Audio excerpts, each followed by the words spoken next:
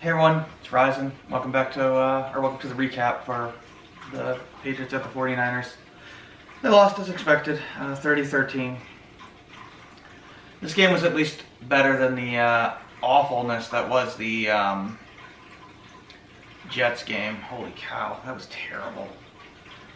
At the very least, the Patriots at the end of the first half got a 63-yard field goal with Joey Sly, which was awesome. It was an awesome kick. Could have made it from 65, maybe even 66. It was a great kick. Used to be the record, I think, for a while. I think now it's 64.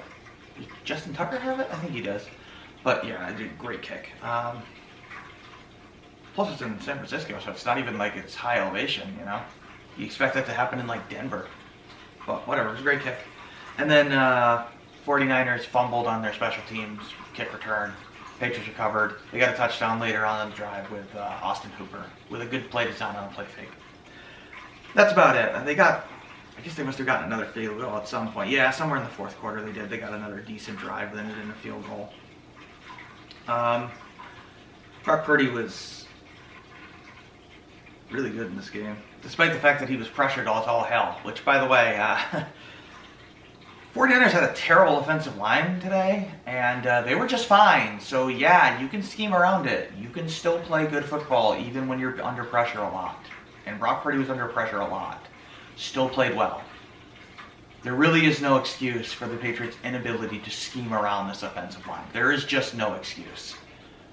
They knew what they had coming into the year, and they're just incapable of scheming around it. When the Washington Commanders are able to scheme around their terrible offensive line, it just doesn't make any sense to me. Like, you should not be this bad offensively. Like, Jalen Polk's definitely a good receiver. I mean, he caught a ridiculous pass that was technically, I was out of bounds, I guess. Although I don't really, it was very close. They could have rolled him in bounds, but whatever. It was a ridiculous catch. Either way, even if it was a non-catch, it was ridiculous. So clearly he's a good receiver. You should be using him more. Mario Douglas is a good receiver. You have Hunter Henry and Austin Hooper that are good tight ends. You have weapons. Gibson's a good receiving running back. Like, this is not a bad receiving core. It's not. It's average to actually maybe even above average, especially when Kendrick Bourne comes back. So you have enough. There's no excuse to not be able to scheme up quick three-step drop pass plays. There's no excuse for the level of just incompetence on the offense. I mean, Jacoby threw a pick six tonight, today, I don't know what he was looking at. He threw it right to the middle linebacker, inexplicably. There's times when there's guys that are open, and he just sits there and takes a sack. And it's inexplicable to me. He's so paranoid of throwing an interception that he never throws the ball. It's weird. It's very weird. I don't know. It's very strange. Stevenson also fumbled again.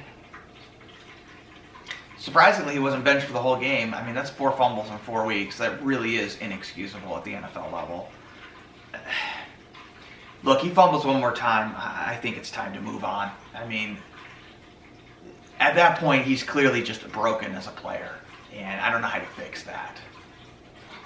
I mean, that's just not good. I mean, it's so bad that Hastings actually got in. They didn't even run the ball very well effectively, and of course they're not going to be able to run the ball effectively. Teams are just stacking the box now. That's all they do. I mean, it's what I would do. They play single high safety almost every game. I mean, what would you do? And then they blitz, basically, the linemen. They usually, run blitz and then get into the backfield, and the line is just constantly confused. Andrews got hurt, of course, because why not? I mean, the guy's been bad this year anyway, but there's just no communication going on at the line. None. Even Owenwu is terrible this year, and it's because they're just not on the same page. They have no idea who's blocking who. It's very strange. I mean, you blitz them and they just all go, "Oh, who are we blocking? I don't know." It's very weird. I mean, these are supposed to be NFL players, and they have no clue what they're doing on the offensive line. It's strange, including guys like David Andrews and Michael Owenwu, which I just don't understand. I don't know how they became dumb football players. literally watch just the offensive line, and they are literally confused constantly in ways that I just don't understand. And Michael Onwenu was never that player. All of a sudden he is. I don't know what happened. Not a good sign when you just gave him a huge extension. Anyway, the Patriots are getting crushed despite the fact that the 49ers didn't even play very well. They had a lot of pre-snap penalties, a lot of penalties in general, and a lot of bad special team play. And it's still a bit low to the Patriots because the Patriots just have no room for error. They just have none. They have to play perfect, and they're not even playing perfect. And the defense it's still good, but it's not as good as it was last year. And they have no hope if that's the case. None. Gonzalez did have a good game today. I'll give him that. Yeah, they got freaking destroyed by Jordan Mason today. Oh my god, he got 123 rushing yards. Receiving wise, they had a problem with Jennings, right? Yeah, Jennings got 88 yards. He crushed him. Samuels was pretty good too, and so was Ayuk. Kittle had a ridiculous catch in triple coverage that was just insane. Oh, the officiating was terrible, by the way. Yeah, there were tons of calls, mostly winning against the 49ers, but there was like one or two. No, they pretty much almost all of them winning against the 49ers, other than maybe the Polk non-catch call, where they called a hold against Kittle that was not a hold. Weird stuff. Really weird stuff. It was DPI called, but not DPI. Just a bizarre, bad performance by the officials. Not that it matters. The game is a blowout, but whatever. Yeah, just, we need communication better on the offense. Even defensively, there's times when the communication is just bad, and it's bizarre, and that needs to be fixed. Special teams is good in the team. We have one of the best kickers and punters in football, so that's good. And that's about it, really. They got to figure out ways to scheme around this offensive line. They need Jacoby to throw the damn ball and stop holding it. He's holding it way too long at times. Like, there are times he's just not helping the line out. And I don't understand the play calling sometimes. They continue to try to force the ball downfield when they just don't have the time to do it. And then when they do have the time to do it, Jacoby's like shell-shocked and doesn't throw the ball. They never throw a 50-50 ball because I guess Jacoby's so afraid of turning the ball over.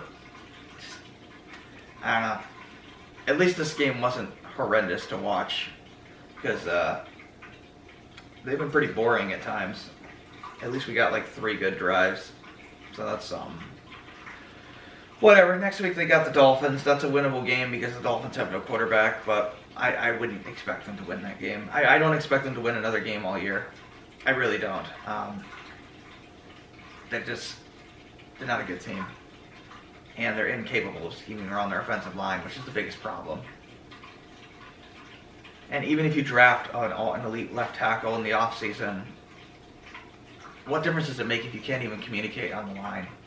This seems like a coaching problem combined with a player problem. The inability to communicate is just inexcusable. Even if you're a bad offensive lineman, you should be able to communicate. So that's got to change, but whatever. I wasn't expecting them to win the game, so whatever. At least I got some entertainment out of it, thankfully. But I'll be back for the Dolphins preview, and go from there. This is Ryzen. Thanks for watching. Take care.